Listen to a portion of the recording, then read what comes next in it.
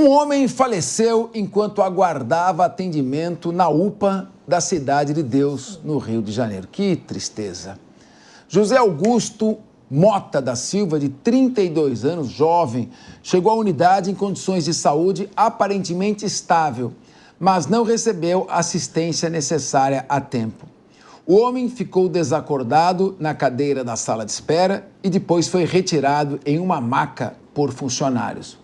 A Secretaria Municipal da Saúde do Rio de Janeiro anunciou que todos os profissionais que estavam de plantão na UPA serão demitidos. Sinceramente, a saúde pública aqui no Brasil é um desastre. Agora, no Rio de Janeiro, vou te falar, meu amigo, não dá para poupar ninguém. Agora, eu pergunto a você, basta demitir? Tem um criminho aí de omissão de socorro, homicídio culposo, deviam meter uma denúncia de homicídio culposo em todos eles por omissão.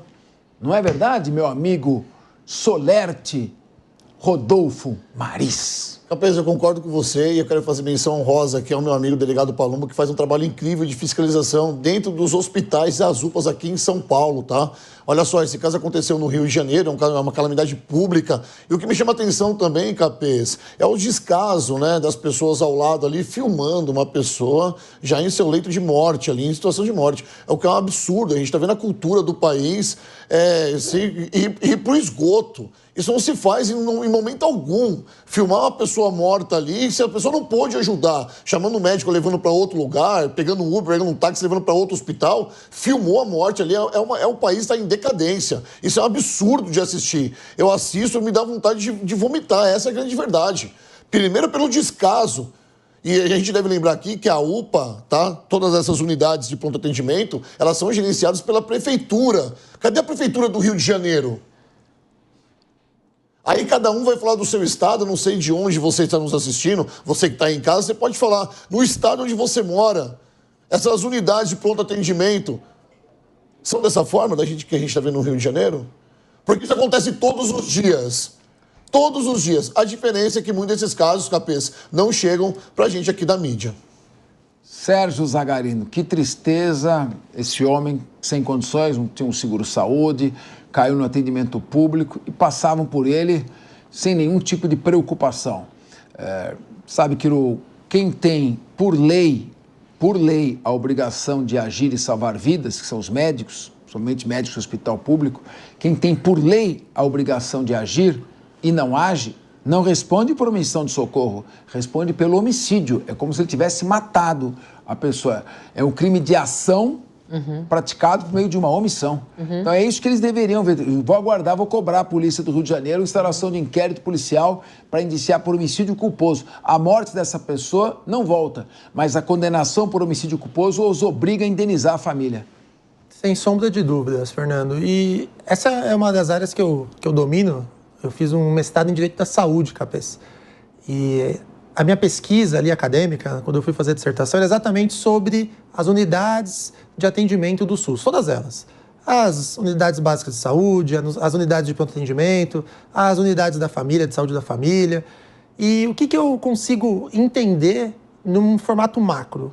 Primeiro, o SUS, para quem está em casa nos assistindo, pode até parecer estranho o que eu vou falar, mas o SUS é maravilhoso. Calma, a política pública que determina o funcionamento do SUS. Agora, na prática, que aí foi exatamente a conclusão de das minhas obras, ela diz exatamente o contrário, porque por mais que você tenha uma política pública que é perfeita, que visa ali a universalidade do atendimento, a integralidade, se você hoje tem qualquer tipo de doença, você tem o direito de ser atendido, você tem o direito de ser ali medicado. Enfim, isso é uma política pública. O formato que é feito isso, que aí gera o caos. Eu tive também a infeliz experiência de visitar uma unidade de saúde no Rio de Janeiro, na zona norte do Rio de Janeiro. É um caos, é muito pior do que aqui no estado de São Paulo. Mas por quê? Porque eles não respeitam os protocolos das políticas públicas do governo federal relacionadas ao SUS. Então, quando você fala, Capês, por exemplo, nesse caso de prevaricação do médico, que ele deveria ter agido, nesse caso eu acredito que sequer chegou a informação do médico, porque esse usuário, ele adentra a unidade básica de saúde, no caso ali era uma UPA, dizendo, ó, não estou me sentindo bem. Eles fazem aquele protocolo. Na área do direito médico é tudo com protocolo. Primeiro protocolo, vai passar pela triagem, vai medir a pressão dele, vai entender quais são os sintomas e, identificado que está aparentemente tudo bem, ele vai aguardar. É óbvio que não estava tudo bem, o cara morreu. É triste, é lamentável. Então, onde está o erro? Com certeza nessa primeira entrada, nesse primeiro acesso dele ali. Com certeza absoluta, nós estamos falando de agente de enfermagem, auxiliar de enfermagem, do gerente da unidade, do gerente daquela UPA. E responsabilidade também, Rodolfo pontuou, de uma forma até acadêmica e jurídica, Rodolfo, a responsabilidade de improbidade do secretário de saúde dessa cidade do Rio de Janeiro e até mesmo podendo atingir o prefeito. Então, veja, o direito da saúde, ele aparenta que olha, vamos só ter o atendimento da pessoa. Não, inclusive para penalizar não só na esfera civil, com uma indenização, mas também na esfera administrativa, com eventual punição aos responsáveis por essa administração e também a esfera criminal. São múltiplas esferas para conseguir atingir ali o que a gente espera, que alguém sofra com o que aconteceu, porque é inadmissível uma pessoa que está passando mal, vai numa unidade de atendimento de saúde e morre sem ser atendido. Não dá. Agora, o Guilherme Mendes, para saber exatamente isso que o Sérgio Zagarino colocou, só mesmo um inquérito policial supervisionado e acompanhado também pelo Ministério Público, que é o dono da ação penal, e um inquérito de improbidade, um inquérito civil. Tem que ter os dois inquéritos, tem que ser instaurados. A demissão é o mínimo. Também para a demissão terá que ser instaurado um processo administrativo com ampla defesa. É que nesse caso eu acho que não devem ser servidores públicos, isso que porque o Zagarino falou e com muita propriedade sobre essa questão dos protocolos, e um problema que se coloca também, Capês, é justamente a privatização da saúde. Não vou aqui fazer discurso e nem defesa do privado não, mas o que a gente vê é isso.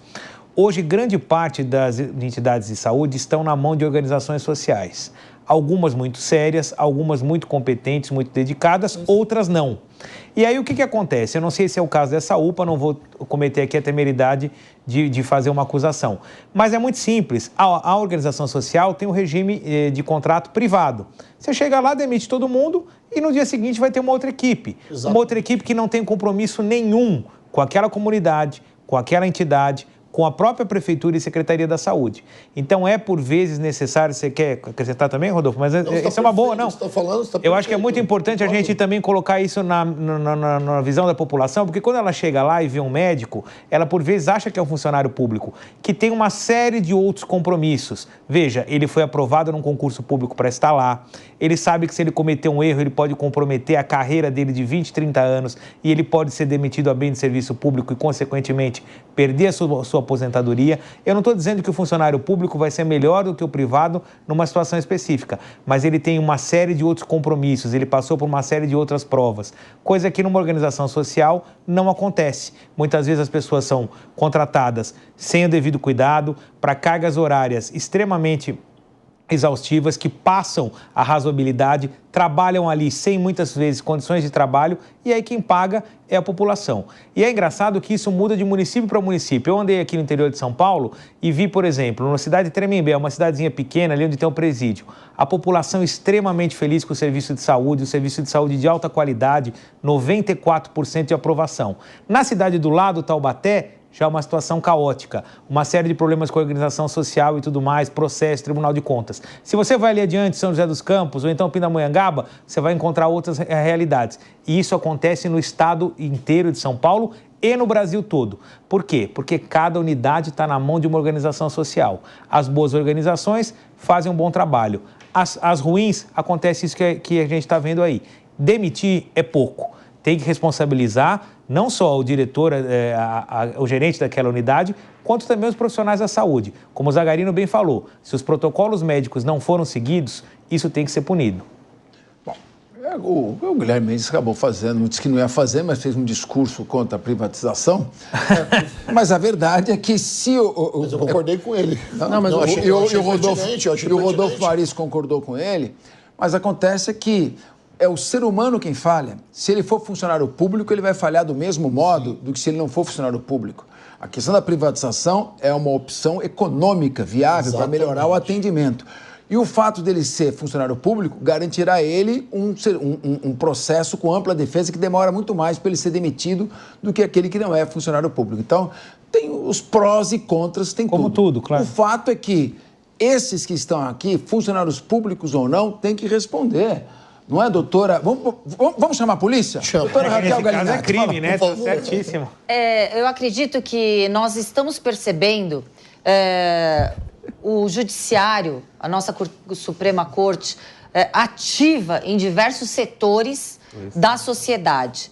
Porém, quando a gente fala em formulação de políticas públicas, quando os temas chegam, temas de repercussão geral, chegam até o STF, o que significa um tema de repercussão geral? São diversas demandas que chegam até o STF para que o STF tome uma decisão e essa decisão tenha repercussão geral para outras demandas similares.